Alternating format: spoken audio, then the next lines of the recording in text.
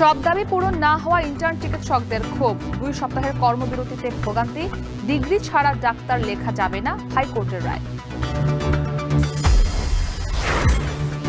গাজীপুরের বাঘের বাজারে বাস চাপায় পোশাক শ্রমিক নিহত, প্রতিবাদে ঢাকা ময়মনসিংহ মহাসড়ক অবরোধ করে বিক্ষোভ। শ্লীলতাহানির কারণে হাবিবুল্লাহ বাহার কলেজের উপাধ্যক্ষ খুন, বলছে পুলিশ।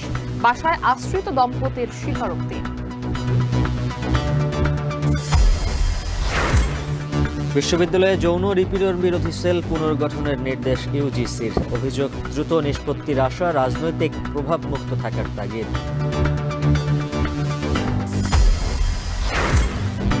এবং পাকিস্তানের ট্রেনে এখনো জিম্মি 3 শতাধিক যাত্রী উদ্ধার, 155 জন। অভিযানের 27 বিচ্ছিন্নতাবাদী সহ নিহত অর্ধশত।